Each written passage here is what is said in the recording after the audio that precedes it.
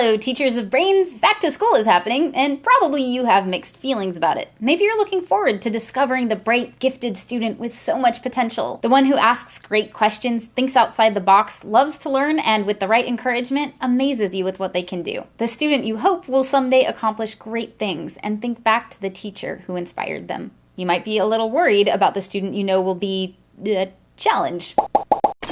The student you hope will someday graduate? But here's the thing, they might be the same student. Welcome to the wonderfully complex world of ADHD.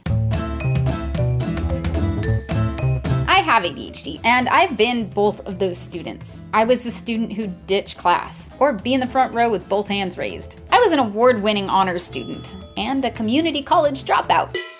But I have done great things. And I do think back to the teachers who inspired me, the ones who recognized my gifts, not just my challenges. If you're a teacher and you're watching this video, I'm guessing you're that kind of teacher, which makes you incredibly important because it's not easy to do what you do. I'm not a teacher, but I do know ADHD, so I'm here to share what I know best in the hopes that it helps you do what you do best. If you have ADHD students who may or may not be diagnosed, this is what you probably see in class every day. This is what you can't see. It's a lot. And this is what it feels like. ADHD is frustrating, not just for you, but for us too. We do battle with our own brains every single day. Like most students with ADHD, my performance was all over the map. It drove some of my teachers crazy, and a lot of them gave up on me. A lot of them believed in me, told my parents I had amazing potential, and that I just needed to try harder. Here's what they didn't know. I was already trying so hard. I tried so hard I often didn't make it to bed before I passed out from exhaustion. I didn't stop for dinner. I canceled on my friends. I learned to feel guilty if I took any breaks at all, because clearly the work I was putting in still wasn't enough. When I skipped class, it was because I was embarrassed that I hadn't been able to focus long enough to finish my homework, or that I'd forgotten about the project that was due until it was already too late to do it right. Or that I was so disorganized I couldn't find my book.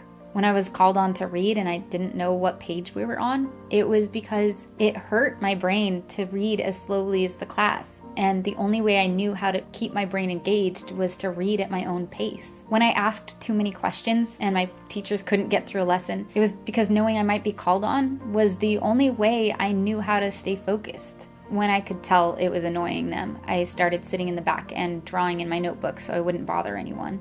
And when I stopped making the effort entirely, it was because I had learned that my effort didn't matter.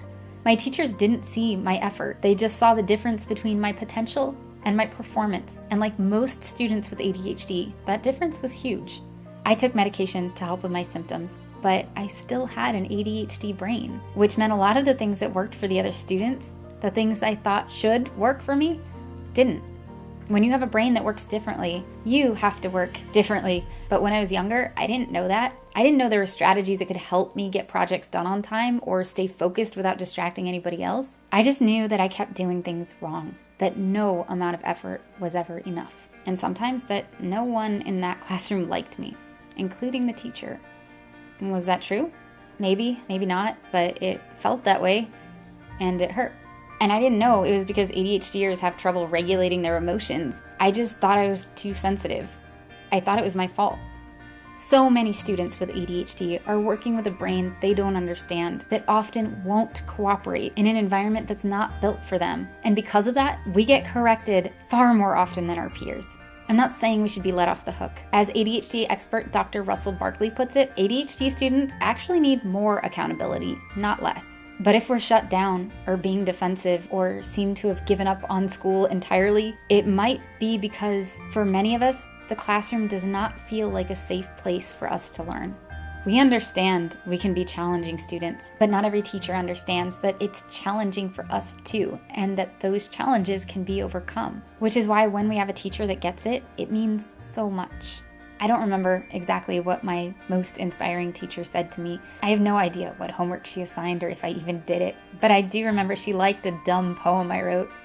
and showed me how to submit it to a competition where I was able to get it published. I don't remember what we did in class, but I do remember she let me stay at lunch and ask questions. I don't even remember what grade I got, but I do remember that instead of telling me how good I could be or would be someday, she showed me how good I already was. And it was incredibly motivating after years of effort, years of corrections, to feel like I was doing enough. If you want to know what your students need to be able to learn with a brain that works differently, it's this. To know that it's okay to have a brain that works differently, that we're enough. Not maybe someday if we really try, but as we are.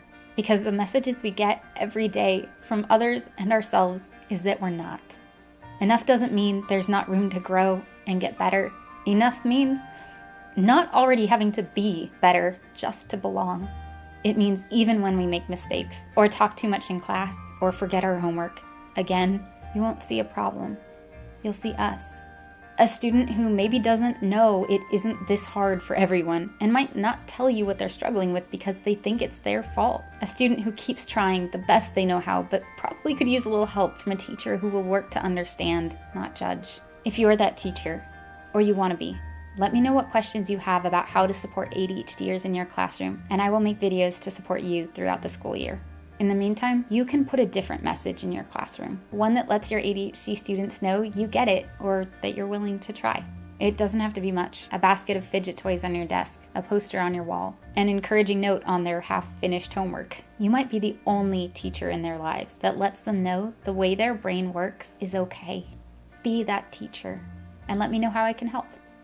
If you're an ADHD student, share what helps you in the classroom. Be positive, no venting, we're all trying to do this together. If you're a parent, share this with your ADHDers teachers. Thank you to our Brain Board and all our Patreon brains for allowing us to create videos and support this community in all the ways we hope to, without having to worry about how we'll pay the bills. And thank you to these teachers for giving me suggestions on this episode and for working hard every day to make sure all of your students feel like they belong. Like, subscribe, click all the things, and since I'm in school right now, I will see you in 2 weeks. Bye, brains!